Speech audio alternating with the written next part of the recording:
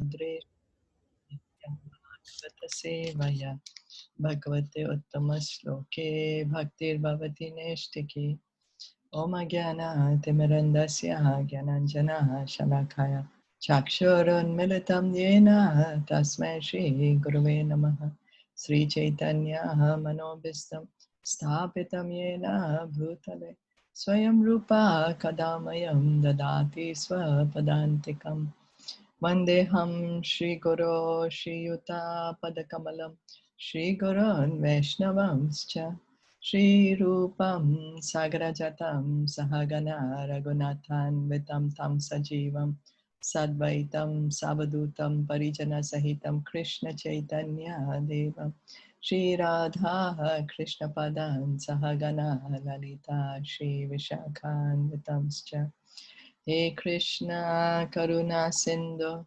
Dinabandho Jagatpate Gopesha Gopika Kanta Radha Kanta Namostute Tapta Kanchana Gaurangi Radhe Vrindavaneshwari Vrishabhanu Sute Devi Pranamami Hari Priye Nama Om Vishnu Padaya Krishna Pristhaya Bhutale Shrimate Bhaktivedanta Swamin Iti Namine Namaste Saraswati Deve Gauravani Pracharine Nirviseshasha Shunyavadi Paschatya Deshatarine Vanchakalpa Tarubhyascha Kripa Sindhu Bhaevacha Patitanam Pavanebhyo Vaishnavebhyo Namo Namaha Jai Sri Krishna Chaitanya Prabhu Nityananda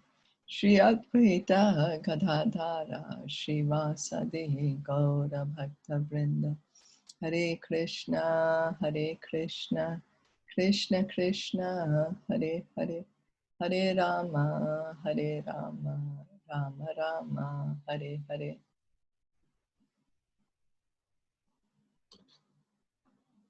So we continue our reading of Srimad Bhagavatam. We are on Canto 3, Chapter 2, Text 4, where Vidur is speaking to Uddhav.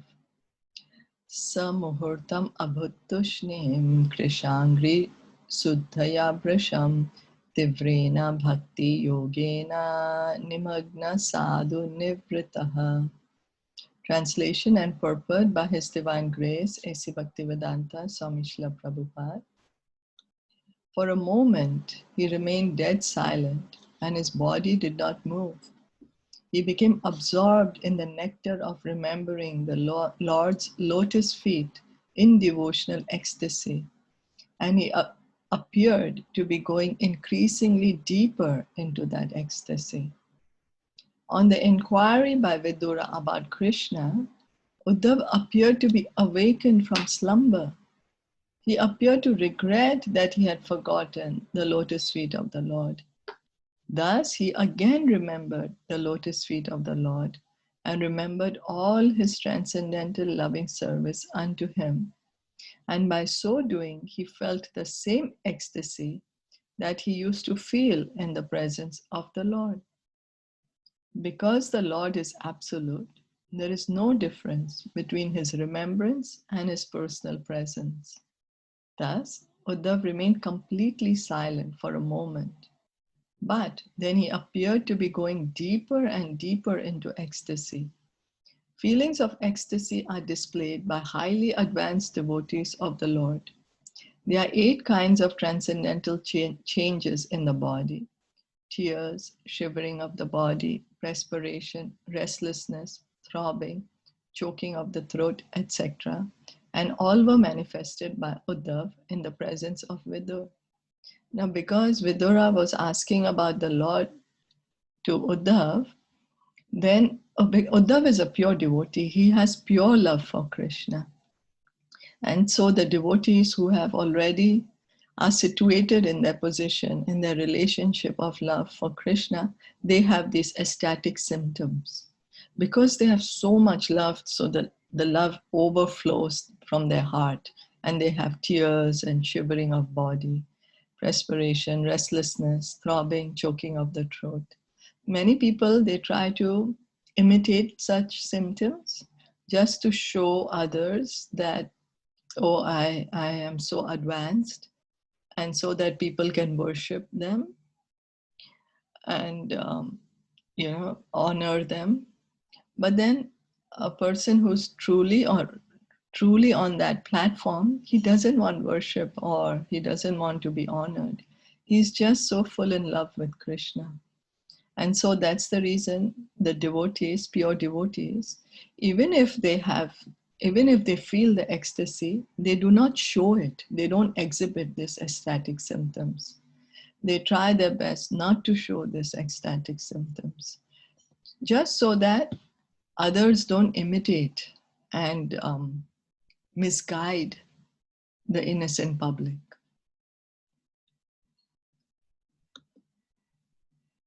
So reading on, text 5.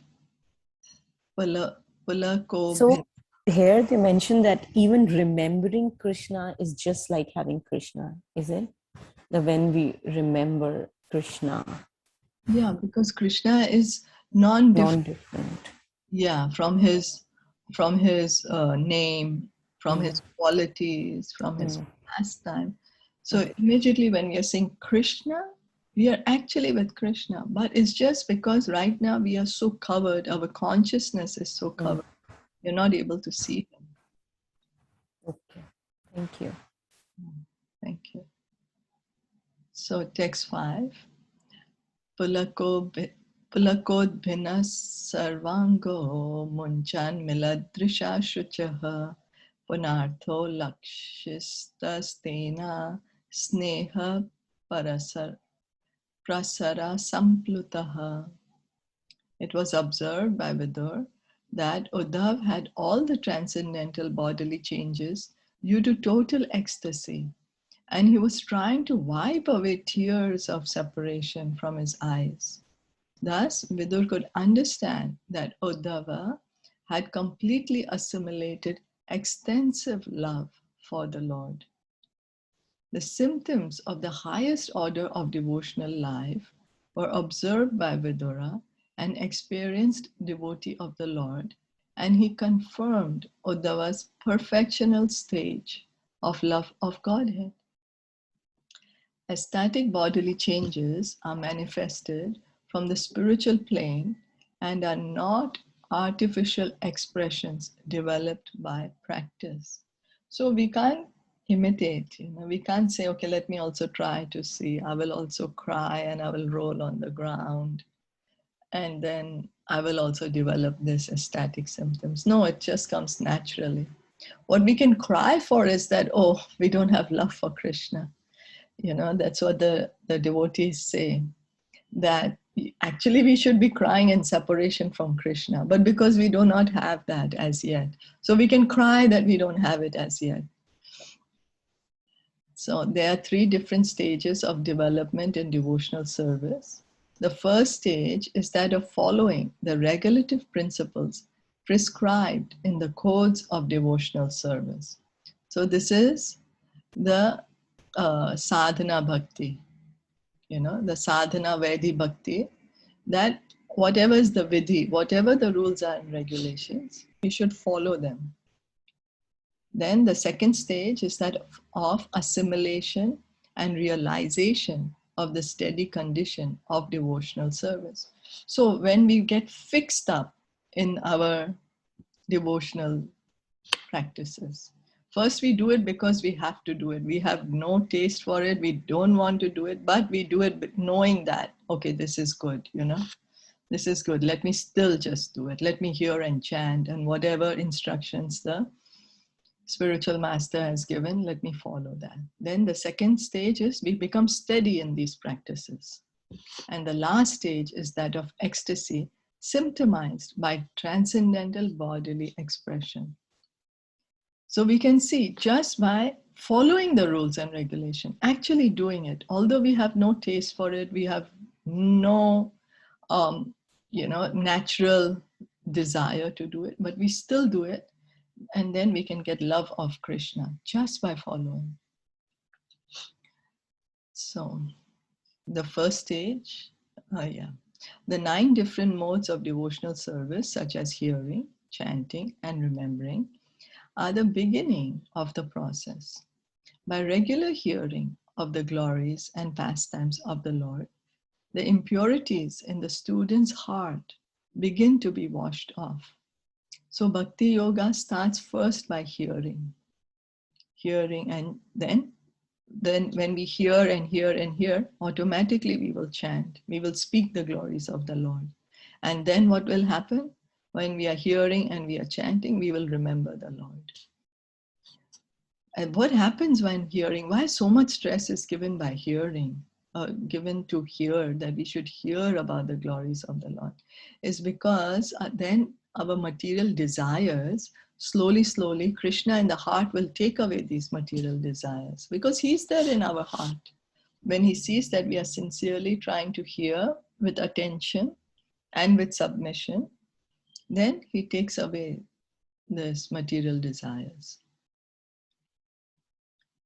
So the more one is cleansed of impurities, the more one becomes fixed in devotional service.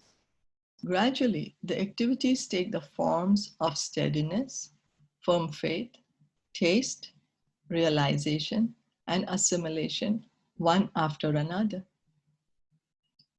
So first is hearing, then chanting. Then what happens in the association of devotees? We will chant, we will engage in the process of devotional service. Then anartha and nivritti, this is what happens, that the material desires are being gradually washed off. And then there will be a stage where we are firm. This is it. This is it. I am going to engage in devotional service. We have firm faith in devotional service. We have firm faith in Krishna. And then we continue hearing and chanting. Hearing and chanting never stops, even at the sadhaka stage or even at the perfected stage. Hearing and chanting continues. Then we will get taste, ruchi. We will get a taste to hear and chant about Krishna. Then we will become attached to hearing and chanting about Krishna. And then we will feel ecstasy when we are hearing and chanting about Krishna. And then after that is pure love of God, that we can't stay a moment without hearing and chanting about Krishna. We just want to be with Krishna. These different stages of gradual development increase love of God to the highest stage. And in the highest stage, there are still more symptoms such as affection, anger, and attachment, gradually rising in exceptional cases to the Mahabhava stage, which is generally not possible for the living entities. So the love for Krishna also has different, different stages. How sweet is the love? How intense is the love? How deep is that love? And then some of the symptoms of this love: affection, anger. Anger, how Srimati Radharani gets angry at Krishna, so many times. But it's not that she's angry like we are angry, out of wile, out of wanting to harm others. No, her anger is stemming from her love for Krishna. And Mahabhava stage is possible only for Radharani and really exalted, like Lord Caitanya showed us that. But because he has the mood of Radharani, he can experience that. All these were manifested by Lord Sri Chaitanya Mahaprabhu, the personification of love of God. In the Bhakti Rasamrita Sindhu by Srila Rupa Goswami, the chief disciple of Lord Sri Chaitanya Mahaprabhu, these transcendental symptoms displayed by pure devotees like Uddhav are systematically described. We have written a summary study of Bhakti Rasamrita Sindhu entitled The Nectar of Devotion, and one may consult this book for more detailed information on the science of devotional service. So Nectar of Devotion is also one of the very important books that Srila Prabhupada translated. It's from the book Bhakti Rasamrita Sindhu, what Srila Rupa Goswami has written it. But the original text of Bhakti Rasamrita Sindhu is very, very vast. So that's why Srila Prabhupada just gave to us in a condensed form. And it's one of the important books that we should study of Srila Prabhupada. It speaks all about devotional service. All about devotional service. What is how to engage in devotional service? What is the result of engaging in devotional service? The different stages of devotional service. And it's really a nectarian. Any questions or comments? No, all good. Text 6. Shanaker Bhagavalokan Nirlokam Punar Agataha Vimrijya Netre Viduram Pritya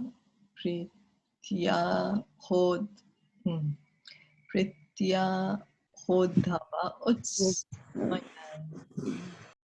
The great devotee Uddhav soon came back from the abode of the Lord to the human plane, and wiping his eyes, he awakened his reminiscence of the past and spoke to Vidura in a pleasing mood.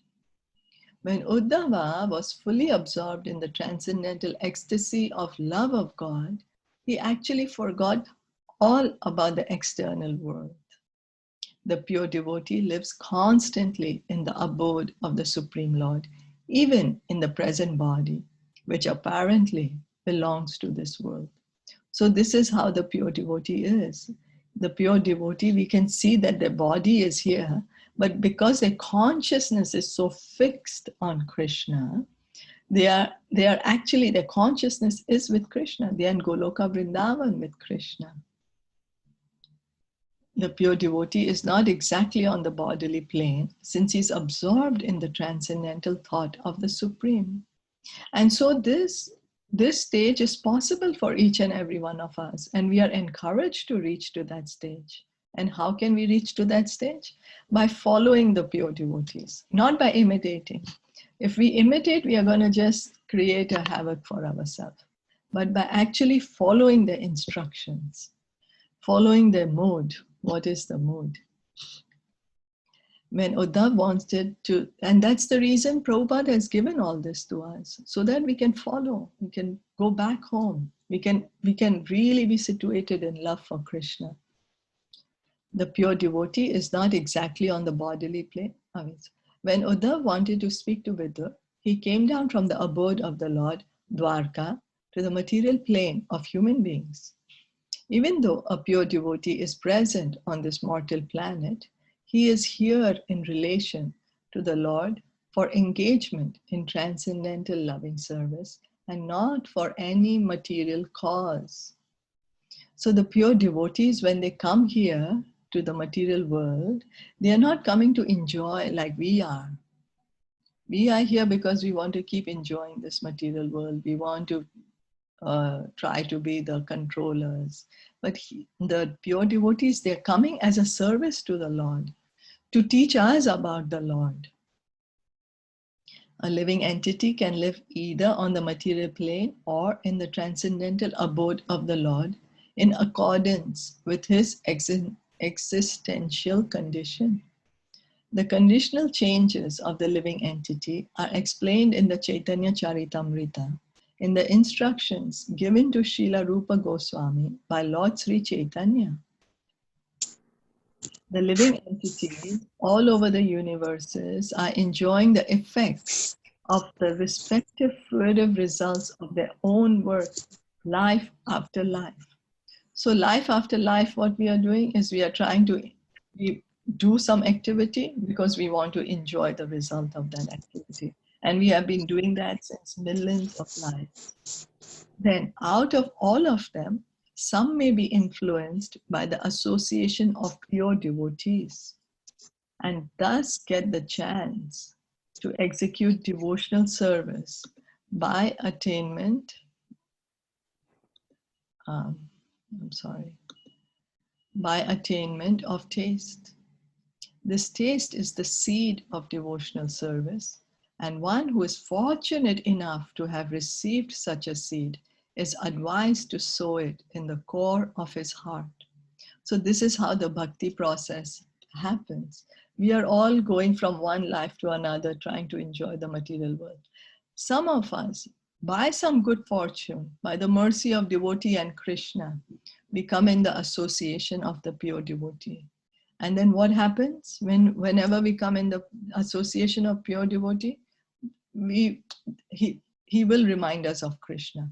Automatically, there's something happens in us because the pure devotee is always serving Krishna. That innate desire which is there in our heart also to serve Krishna sprouts. We get that faith in the process of hearing and chanting. This taste is the seed of devotional service. And one who is fortunate enough to have received such a seed is advised to sow it in the core of his heart. Then again, it becomes our independent choice. Do we want to take it deep into our heart or no? And then if we do take it, as one cultivates a seed by pouring water to fructify it, the seed of devotional service sown in the heart of the devotee may be cultured by pouring water in the form of hearing and chanting of the holy name and pastimes of the Lord. So immediately when we come in contact with a devotee, that faith in the process of hearing and chanting sprouts in our heart. And that is the seed. And we have to just continuously hear and chant about the Lord. And that seed which is there, it's gonna fructify. The seed will grow into a plant. Just as we grow any ordinary seed, we put a rose plant and we water it. Then we sow a seed of a rose plant, and then it will come, right? It will grow. So the creeper of devotional service, so nourished, gradually grows, and the devotee, acting as a gardener, goes on pouring the water of constant hearing and chanting. The creeper of devotional service gradually grows so high that it passes through the entire material universe and enters into the spiritual sky, growing still higher and higher until it reaches the planet Goloka Vrindavan. So this creeper, the Bhakti Lata creeper, it keeps on growing. Our attachment to Krishna will keep on growing, provided we keep watering this creeper. And what is the watering process? Constant hearing and chanting. And what will happen the more we hear and chant? That this Bhakti Lata creeper which is there, the creeper of devotional service is there, it's gonna surpass this material universe. The whole material creation is so difficult to overcome. But just by hearing and chanting, the creeper can take shelter at the lotus feet of Krishna. So in Golok Vrindavan, it goes to Golok Vrindavan. That means our consciousness then gets fixed at the lotus feet of Krishna. The devotee gardener is in touch with the abode of the Lord, even from the material plane, by dint of performing devotional service to the Lord, simply by hearing and chanting. As a creeper takes shelter of another stronger tree, similarly, the creeper of devotional service, nourished by the devotee, takes shelter of the lotus feet of the Lord and thus becomes fixed. When the creeper is fixed, then the fruit of the creeper comes into existence, and the gardener who nourished it is able to enjoy this fruit of love, and his life becomes successful. That Uddhava attained this stage is evident from his dealings. He could simultaneously reach the supreme planet and still appear in this world. So because the bhakti it's a creeper, it needs to take shelter. We know also here in the material world, any creeper we see, you need some support for it. And then it can grow longer and more, when it has a good support. So what's our support, our shelter? Is the lotus feet of Sri Krishna. And then the more we hear and chant, the bhakti creeper gets fixed at the lotus feet of Krishna. So we have to fix our mind at the lotus feet of Krishna. And then the more we keep on hearing and chanting, the mind is fixed at the lotus feet of Krishna. Then the this creeper will give fruit. The fruit of the creeper will be there. And then what is this fruit? It's love for Krishna. And Uddhav had this. And this stage is possible for each and every one of us. Because love for Krishna is there in each and every one of us. Right now, we don't want to love him. We just want to enjoy this material world. But the more we hear and chant, our original position will be uncovered. Is that okay? Yes, I just wanted to add, in chapter 8, Bhagavad Gita, it says that a pure devotee, wherever he lives, he can create the atmosphere of Vrindavan. Yeah, that's right. Devotional service. So, if a pure devotee is just in the midst of us, we can get, Yes. Yes. attraction. Yes. When Prabhupada was in New York, and so New York, the area they were passing by, there was many lanes which were dirty and not so nice, and the disciples were feeling, oh my God, Srila Prabhupada has to see all this, he has to go through this. So they were saying, oh Srila Prabhupada, we are sorry that you have to see all this and be in this not so nice environment. Prabhupada said, I'm seeing Vrindavan. So Prabhupada's consciousness was always in Vrindavan. A devotee is always living in Vrindavan, Krishna, even though they might be here, as we have seen. That Uddhav was here in this world, but his consciousness was with Krishna. And we have so many, if we read the pastimes of the Goswamis of Vrindavan, also we can see from there. Yeah. So Satatam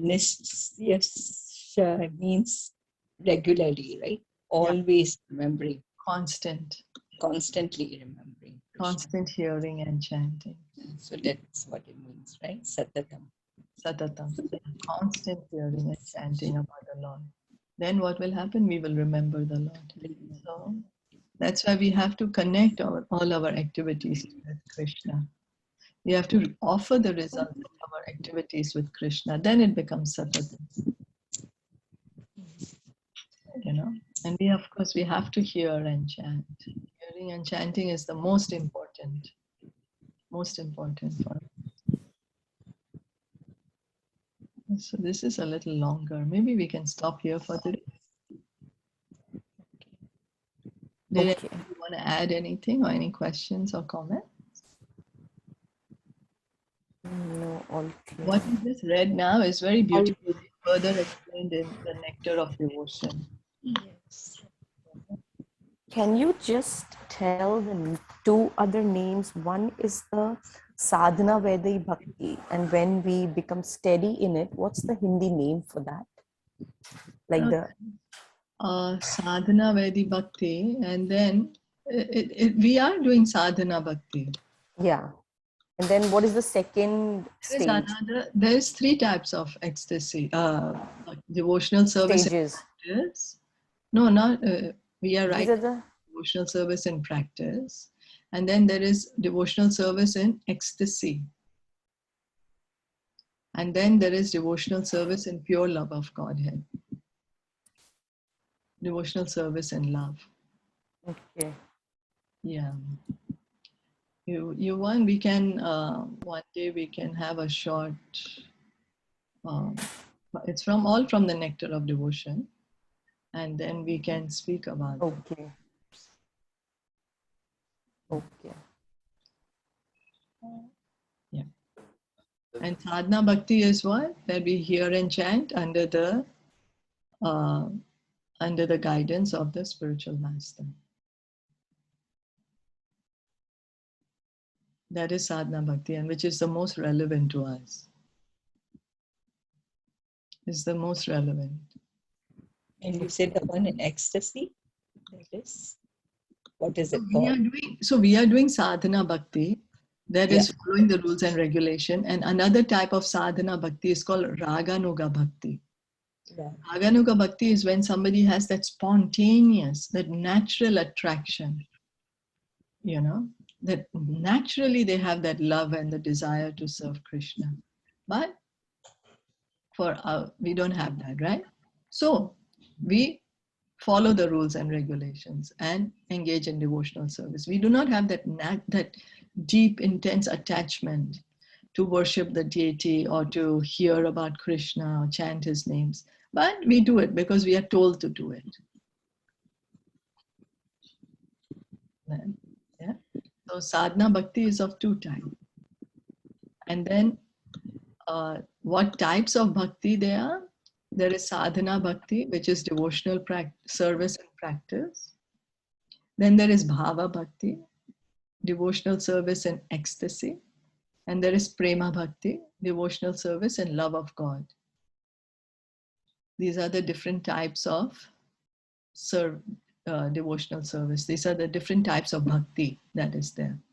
And so the most relevant to us is the sadhana bhakti. And by doing sadhana bhakti, we can get the highest stage of love of God. By just following the rules and regulations, we can get the highest stage of love of God.